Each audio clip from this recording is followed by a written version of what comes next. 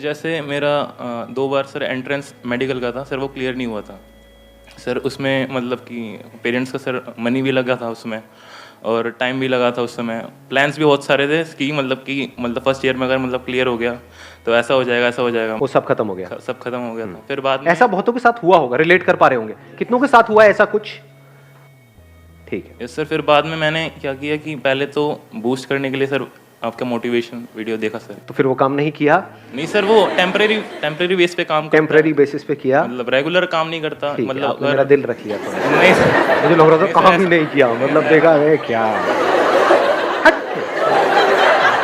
लगा ऐसा, मतलब मैं इमेजिन कर रहा था। हाँ ठीक है। बाद में मतलब मैंने ये किया कि मतलब अकेले बैठ के प्लान किया फिर से कि मतलब कि ये मेरी मतलब कमियां थी, ये मेरी मतलब कि अच्छा है, मतलब इन टॉपिक्स में मैं अच्छा हूँ, इन टॉपिक्स में बेकार हूँ, तो फिर मुझे यहाँ से हेल्प लेनी है। मतलब पूरा एक तरह से मैंने प्लान किया सब कुछ। लिख करके किया है वैसे ही Yes, दिमाग sir. में नहीं किया? सर, लिख करके किया हाँ, प्रॉपर कि कि proper ये मेरी मतलब- स्ट्रेंथ्स है, ये Yes, मेरी sir, वीकनेसेस weaknesses हैं। Yes, sir.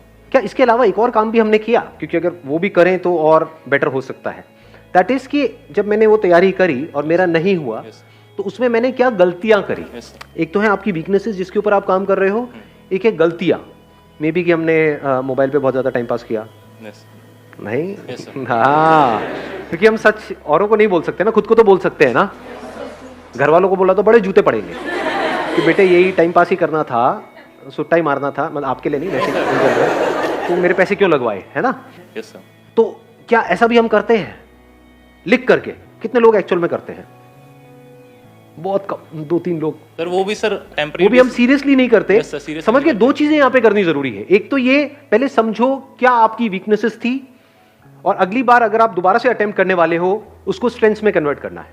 और अपने आप से ये भी सच बोलो कि क्या ऐसा हो सकता है, नहीं हो सकता है, कहीं मैं दोबारा अपना टाइम तो नहीं खराब करने वाला हूं। कुछ ऐसी भी वीकनेसेस होती हैं किसी की, जैसे फॉर एग्जांपल सिंगिंग के लिए आप ट्राई कर रहे हो और आपकी आवाज ऐसी है कि जो भी सुनता है कान से खून निकलने लग जाता है, तो आप कह रहे हो कि यार मेरी वीकनेस है, मैं स्ट्रेंथ बना दूंगा। ठीक है, अच्छा है, ऑप्टिमिज्म अच्छा है, बट एक हद होती है ना, मतलब तो इस तरह से अपने आप से सच बोलना होता है कि मेरी वो वीकनेसेस है, उसको स्ट्रेंथ्स में कन्वर्ट करना है। उसके लिए क्या करना पड़ेगा? उसके लिए there is a price to pay. Yes, sir. Effort लगाना पड़ेगा, हार्डवर्क करना पड़ेगा, पता नहीं क्या क्या करना पड़ेगा। क्या वो मैं करने के लिए तैयार हूं? क्या वो मैं कर सकता हूं? इफ यू से यस तो नेक्स्ट स्टेप पे जाओ, इफ यू से नो तो बात वहीं पे खत्म हो गई। अब कुछ और सोचो। नंबर 1। नंबर 2, उस वक्त मैंने क्या गलतियां करी? क्योंकि आप कुछ भी करते हो तो कुछ ना कुछ सोच समझ के करते हो। तो वो नहीं हुआ, दैट मीन्स आपको लग रहा था कि मैं कर लूंगा लेकिन नहीं हुआ, इसका मतलब पक्का है कि हमने बहुत सारी गलतियां करी हैं। उसको भी लिख लो। तो इससे क्या हो रहा है? हम प्रॉब्लम ओरिएंटेड थे, अब हम सॉल्यूशन ओरिएंटेड बन रहे हैं। प्रॉब्लम क्या है कि नहीं हुआ, मेरा नहीं हुआ, अब क्या होगा, पैसा चला गया, ये हो गया, ये सब क्या है? Problem oriented approach. आप क्या बन गए अब? Solution oriented. इसके बेस पे आपको एक बिल्कुल क्लियर आंसर मिल जाएगा कि आप दोबारा अटेम्प्ट करना है या नहीं करना है। क्योंकि अगर आप वही गलतियां दोबारा से करने वाले हो जो पिछली बार करी, तो छोड़ दो, मत करो। Don't waste your time, at least कुछ और तो करो। नहीं तो वही रिजल्ट आएगा जो पिछली बार आया। हाँ, आप माइक दे दो इनको। सर सबसे पहले तो मैं ये बोलना चाहती हूँ कि जो फर्स्ट ऑफ ऑल जो हमारी थिंकिंग है ना, जो हमें डिस्ट्रैक्ट कर रही है कि हम आगे नहीं बढ़ सकते हैं, हम नहीं बढ़ सकते हैं, उसे हमें स्टॉप करना चाहिए और बस यही बोलते रहना चाहिए कि आगे बढ़ो, आगे बढ़ो, आगे बढ़ो। लेकिन उसको स्टॉप कैसे करें? कैसे वहां से बाहर निकले? That is the point. वो बड़ा एक गंदी स्टेट होती है जिसमें हम जाकर के फंस जाते हैं। ऐसा हुआ है, आप लोगों ने एक्सपीरियंस किया है ना? ज्यादा कुछ हुआ करने है, का मन नहीं कर रहा होता है। बहुत ज्यादा। हाँ। मतलब उसी में हम खोए रहते हैं कि और वही हमारे साथ थॉट्स ये रिपीट हुआ। मोड पे चल रहे होते हैं। एक ही तरह के थॉट्स बार बार आ रहे होते हैं। कुछ देर के लिए आप अपना ध्यान उन थॉट से हटाते हो, कुछ नया सोचते हो, लेकिन फिर ध्यान वहीं चला जाता है, वही प्ले होने लग जाता है। हमारे इसको इस साथ तरीके से जो कह हुआ सकते हो, एक तरह से सोचने की आदत पड़ जाती है। 2-4 दिन में, 5 दिन में, होता नहीं है, 2-4 दिन तक आप एक ही तरह का काम करते रहो, कुछ भी करते रहो। जैसे अभी मैं हाथ हिला रहा हूँ, 2-4 दिन तक ऐसे ऐसे करता रहो, उस दिन मिलूंगा, अरे भाई क्या गंदे गंदे इशारे कर रहा है। सो द पॉइंट इज कि एक तरह से अगर हम सोचते रहे नॉन स्टॉप 2 दिन 4 दिन, तो आदत पड़ जाती है, हैबिट, एक तरह की हैबिट पड़ जाती है उस तरह से सोचने की। और जितना आप कहते हो ऐसा नहीं करना है, वो उतना ही पावरफुल होता चला जाता है। हाँ, ये क्योंकि सबसे जैसे ध्यान problem थोड़ी देर है। के लिए हटता है, फिर वापस से वहां आता है तो और गुस्सा आता है। तो अब कैसे वहां से बाहर आए? और बाहर ऐसे नहीं कि कुछ दिनों में बाहर आए, इमीडिएटली, इंस्टेंटली वहां से बाहर कैसे आए? अपने आप को शीशे में देखो। सर रोज देखते हैं। मजाक उड़ा रहे आप मेरा? हम जैसे देखते हैं वो वाला देखना नहीं, हाय क्या लग रही है, मैं वो वाला देखने की बात नहीं कर रहा, मतलब देख करके खुद को मोटिवेट करना सीखो, वो सबसे पावरफुल मोटिवेशन है। क्या क्या ऐसे काम है जिसमें आप मास्टरी को अचीव कर सकते हो सकता है वो आपके करियर से रिलेटेड हो सकता है ना हो। ध्यान से समझ लेना इस चीज को। लाइफ में सबसे ज्यादा जो मजा आता है ना, वो आता है किसी भी पर्टिकुलर काम में मास्टरी को अचीव करके। लेकिन आप सबकी कंडीशनिंग कैसी हुई पड़ी है, घर में जो माहौल है यहाँ पे वहां पे, वो मास्टरी की कहीं कोई बातें नहीं होती है, वहां पे होती है क्रैक करने की बातें। क्रैक करो क्रैक करो, क्रैक से क्या हो जाए। Think about mastery, don't think about packages. ऐसे हम सोचते हैं ना, सुबह जाता ये हो गया तो इतने का पैकेज, ये हो, चिंती बनते चले आ रहे हैं। हो सकता है आप अपने माइंड में सोच करके बैठे हो, हाँ 6 लाख का पैकेज लग जाएगा तो ये हो जाएगा वो हो जाएगा। हो सकता है आप 60 लाख डिजर्व करते हो, 7 लाख नहीं 60 लाख। खुश हो जाओ, आपकी बात हो रही है। क्या आपको पता है आपकी एक्चुअल कैपेबिलिटी क्या है?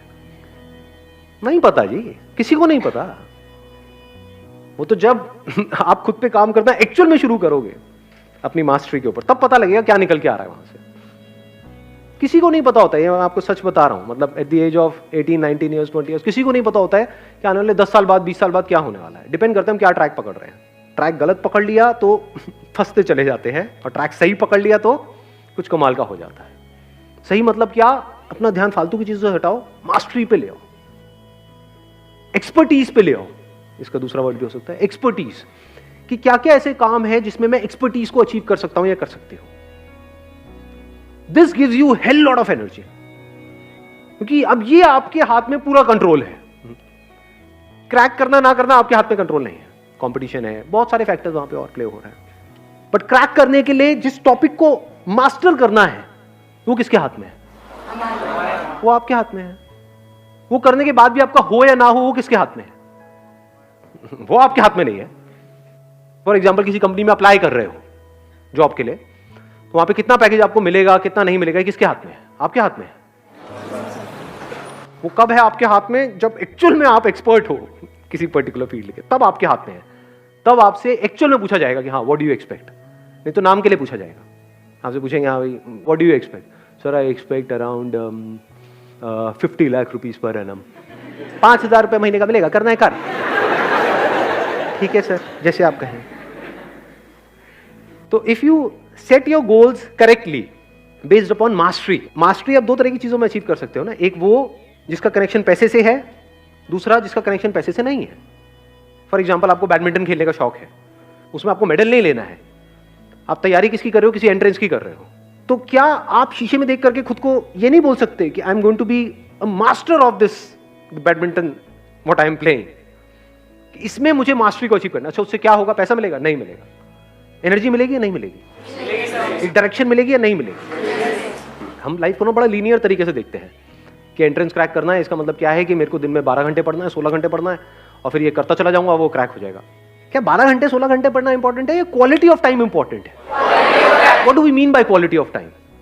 One pointed focus, 100% concentration. वो कहां से आती है? क्या उसका फिजिकल फिटनेस से कनेक्शन है या नहीं है? अंदर जो केमिकल लोचा चलता रहता है उससे कनेक्शन है या नहीं है? तो जब खेलते हैं तो क्या होता है?